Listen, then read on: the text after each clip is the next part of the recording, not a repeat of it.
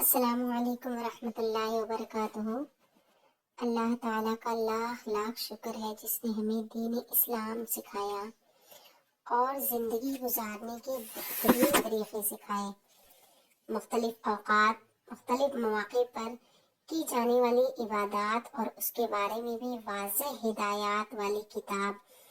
اور اپنے حبیب محمد مصطفیٰ صلی اللہ علیہ وسلم کے ذریعے ہم کو عطا کی۔ ہم کو پتہ ہے کہ اسلام ایک وے آف لائف یعنی طریقہ زندگی ہے۔ یہ وہ طریقہ ہے جو اللہ نے اپنے بندوں کے لیے بھیجا ہے۔ اس طریقے کو اختیار کرنے والا، اس کو بنانے والا، اس کو پیش کرنے والا، اس طریقے کو بنا کر ہمارے سامنے لانے والا یہ کوئی انسان نہیں ہے۔ یعنی یہ طریقہ جو ہے یہ ڈیوائز کرنے والا کون ہے؟ خود اللہ رب العزت ہے۔ تو کوئی بھی کام جسے ہم اسلام کے نام پر کریں گے، دین کے نام پر کریں گے، تو اس کام کے لیے سب سے زیادہ ضروری کیا ہے کہ ہمارے پاس واضح دلائل موجود ہوں۔ یعنی کسی بھی سنی ہوئی بات، کسی بھی جو ہم کو معلوم ہوئی ہو، اس کے اوپر ہم عمل کرنے سے پہلے ہم ضرور تلاش کریں کہ یہ بات کہاں سے ہے، یعنی یہ لوگوں کے ذریعے پہنچائی گئی ہے یا پھر محمد مصطفیٰ صلی اللہ علیہ وسلم کی نسبت تک ہے۔ اور ہمارے پاس سب سے بڑی چیز ہے کہ ہمارے پاس واضح دلیل ہونا چاہیے۔ ٹھیک ہے، تو انسٹرکشنز، تعلیمات ہمارے پاس جو اللہ کی طرف سے موجود ہو، وہ واضح دلائل ہمارے سامنے ہو۔ اور واضح دلائل میں سب سے بڑی جو چیزیں آتی ہیں وہ دو چیزیں آتی ہیں۔ پہلی چیز جو ہے وہ قرآن حکیم ہے۔ قرآن حکیم سے ہم کو کیا کرنا ہے؟ رہنمائی حاصل کرنا ہے۔ پھر اس کو پورا کرنے کے لیے ہم کو کیا کرنا ہوگا؟ اللہ کے رسول صلی اللہ علیہ وسلم کا طریقہ، ٹھیک ہے، ان کی طریقے زندگی کو دیکھنا پڑے گا۔ پھر ان کے طریقے زندگی میں ہم کو کسی بھی کام کو آپ صلی اللہ علیہ وسلم نے کس طرح کیا۔ اب ہم اصل موضوع پر آتے ہیں، ماہ شعبان کے بارے میں۔ ماہ شعبان یہ بھی ایک بابرکت مہینوں میں سے ایک مہینہ ہے۔ تو اب ہم دیکھیں گے کہ اس کے بارے میں قرآن حکیم اور سنت نبوی میں کیا ارشادات ملتے ہیں کہ اس مہینے میں ہم کو کیا کرنا چاہیے، کیا نہیں کرنا چاہیے۔ اب دیکھیے، عبادت کی اصل غرض کیا ہوتی ہے؟ اللہ تعالیٰ کی خوشنودی حاصل ہو، اور اس کو خوش کرنے کے لیے ہم کو وہی کام کرنا ہے جو اس کو پسند ہو، یا جو اللہ تبارک و تعالیٰ نے ہم کو بتلایا ہے، یا جو اللہ کے ہاں قبول ہو جائے۔ کیونکہ اجر و ثواب ہم کو وہاں سے ہی چاہیے ہوتا ہے، تو کسی انسان سے نہیں بلکہ ہم کو اس کا اجر و ثواب اللہ رب العزت سے چاہیے۔ یعنی دین کے نام پر ہم جو کچھ بھی کریں گے اس کا ثواب اللہ تعالیٰ ہی سے ہم امید لگا کر رکھیں گے۔ لہٰذا ہمارے ہر کام کے پیچھے اللہ رب العزت کی رضا ہو، اور طریقہ بھی اس کا بتایا ہوا طریقہ ہو، اس کے قاعدے کے مطابق ہو۔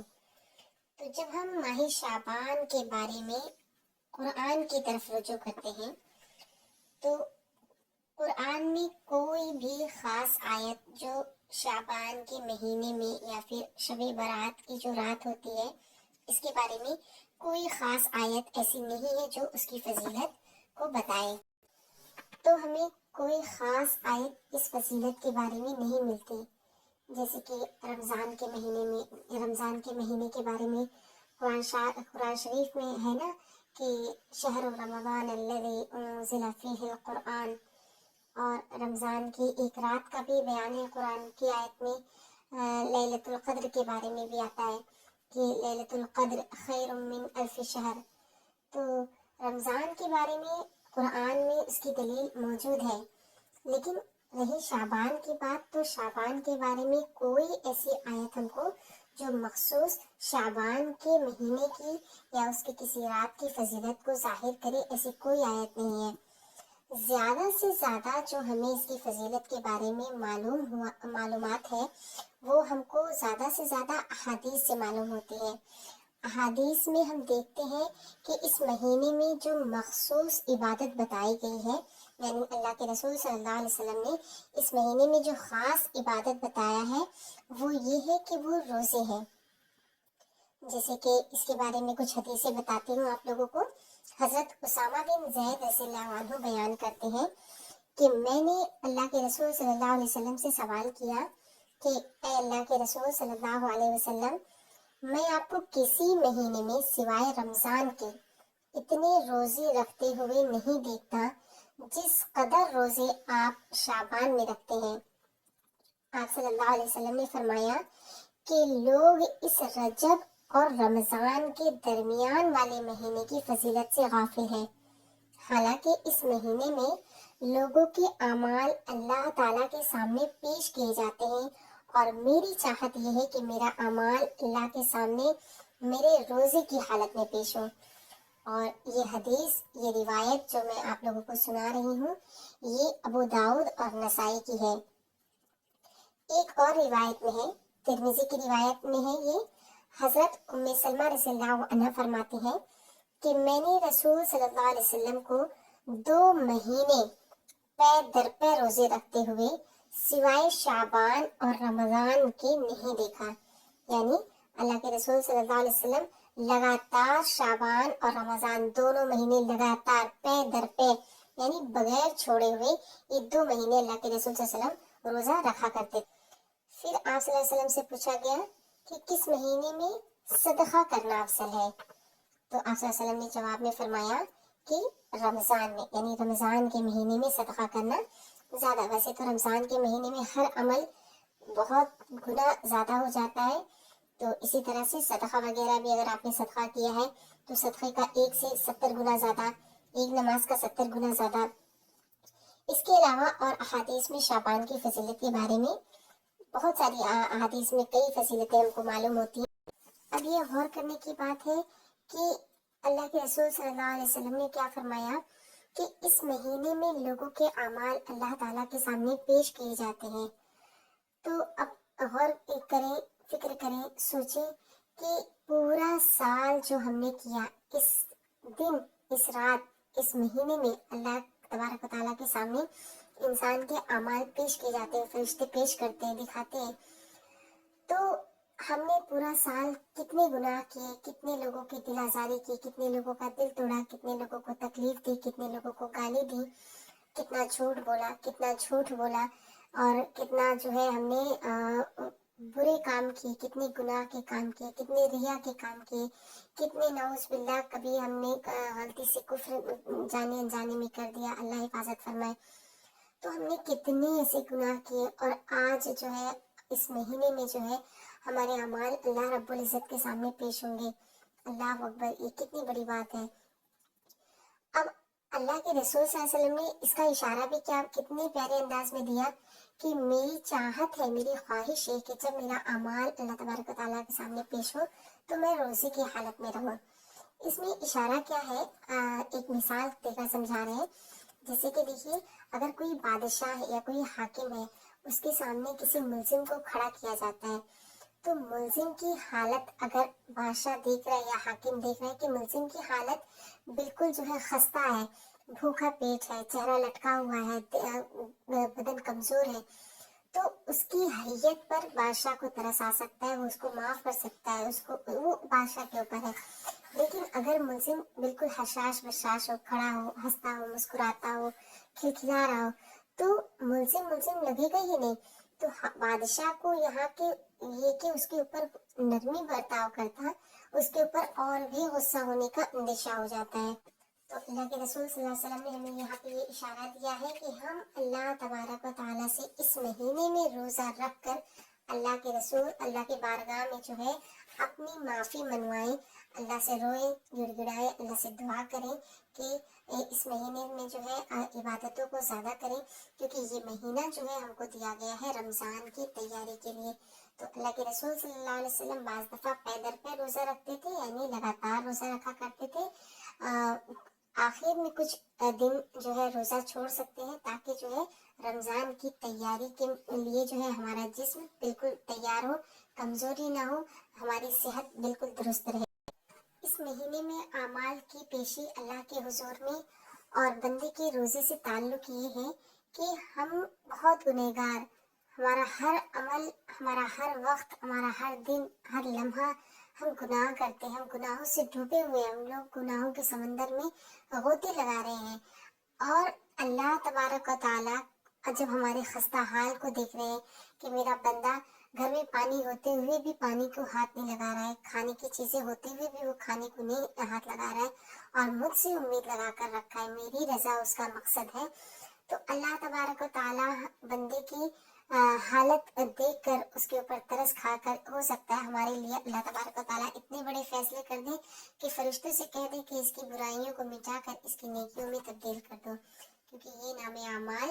جو پچھلا ہے وہ اللہ کے سامنے پیشی ہوگی، اور جو آئندہ کے سال کا ہے وہ اللہ تبارک و تعالیٰ فرشتوں کے ہاتھ میں دیں گے۔ تو اب فرشتوں کے ذریعے اللہ تبارک و تعالیٰ ہمارے ساتھ ایسا بھی معاملہ فرما سکتے ہیں۔ اللہ کی ذات بڑی مہربان ہے، بہت رحمان ہے، بہت رحیم ہے، بہت کریم ہے۔ تو اس مہینے کی ایک رات ہے 15ویں شعبان۔ اس رات کو جو ہے شب برات بھی کہتے ہیں، شب برات بھی کہتے ہیں۔ تو اس رات کی ایک دلیل ہے کہ حضرت عائشہ رضی اللہ عنہ کی روایت ہے کہ ایک مرتبہ اللہ کے رسول صلی اللہ علیہ وسلم کی یہاں میری شب باشی تھی، اور رات میں اچانک جب میری آنکھ کھلی تو اللہ کے رسول صلی اللہ علیہ وسلم وہاں موجود نہ تھے بستر پہ، تو مجھے تھوڑی سی تشویش ہوئی، اور اس رات جب میں نے پتہ کیا تو اللہ کے رسول صلی اللہ علیہ وسلم جنت البقیع میں تھے، وہاں جو ہے وہاں کے مردوں کو اللہ کے رسول صلی اللہ علیہ وسلم ان کے لیے دعا کر رہے تھے، ان کے لیے نمازیں پڑھ رہے تھے۔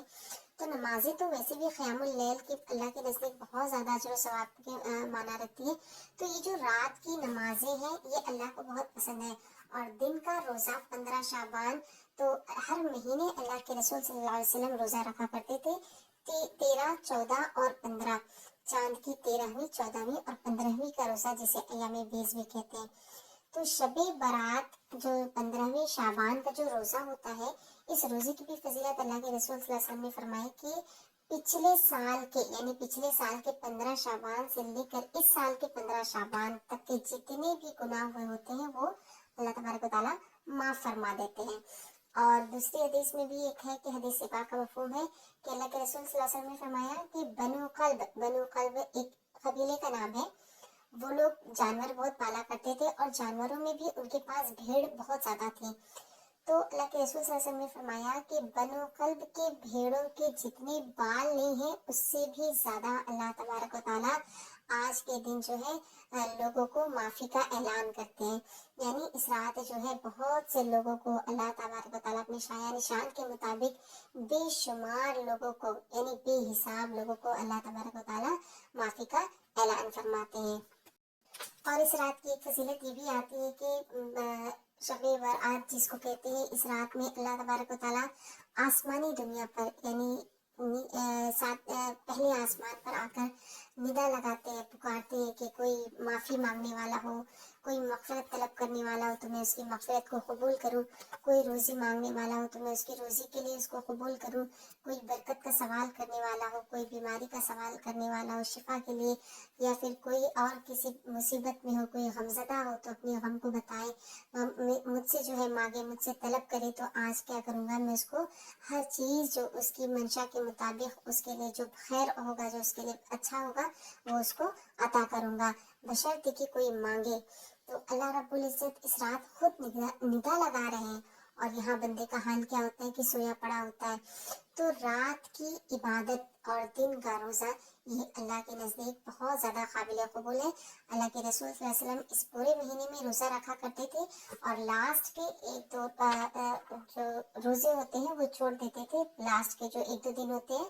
تاکہ جو ہے کمزوری رمضان تک نہ جائے۔ تو رمضان المبارک کے لیے تیاری شعبان کے مہینے سے کریں، شعبان کے مہینے میں روزوں کی کثرت کریں، نیک اعمال کی کثرت کریں، صدقہ خیرات کی کثرت کریں، اور تلاوت اور اذکار کی کثرت کریں، تاکہ ہمارا رمضان عافیت کے ساتھ اور اچھے اعمال کے ساتھ، جیسا اللہ رب العزت ہم سے چاہتے ہیں اس طرح سے جو ہے ہم اللہ کی عبادت کرنے والے بن جائیں۔ میرے نبی پاک صلی اللہ تعالی علیہ وسلم فرمایا کرتے تھے اور یہ دعا پڑھا کرتے تھے، اللہم بارک لنا فی رجب و شعبان و بلغنا رمضان۔ اے اللہ ہمارے رجب اور شعبان میں برکت دے اور ہمیں رمضان کے مہینے تک پہنچا۔ تو رمضان کا مہینہ یہ اللہ تبارک و تعالیٰ کا مہینہ ہے، شعبان کا مہینہ یہ اللہ کے رسول صلی اللہ علیہ وسلم کا مہینہ ہے۔ تو اللہ تک رسائی کا واحد طریقہ ایک ہی ہے، سنت نبوی پر چلنا اور اللہ کے رسول صلی اللہ علیہ وسلم کے بتائے ہوئے طریقوں پر عمل کرنا۔ تو شعبان کے مہینے سے ہم رمضان کی تیاری کر رہے ہیں، اللہ کے رسول صلی اللہ علیہ وسلم کے طریقے سے ہم کو رب کو پانا ہے، اللہ کو پانا ہے، ہماری زندگی کا مقصد اللہ کو پانا ہے۔ تو شعبان کے مہینے میں روزہ رکھیں، ذکر کریں، کثرت سے دعا کریں، استغفار کریں، امت مسلمہ کے لیے دعا کریں، ہر کسی کے لیے دعا کریں، اور رمضان کے مہینے میں بھی خوب دعاؤں کا اہتمام کریں، ذکر کریں، قرآن کی تلاوت زیادہ سے زیادہ کریں انشاءاللہ، اور ہر کسی کے لیے دعا کریں، اور پوری امت کو جو ہے اپنی دعاؤں میں یاد رکھیں۔ السلام علیکم ورحمۃ اللہ وبرکاتہ۔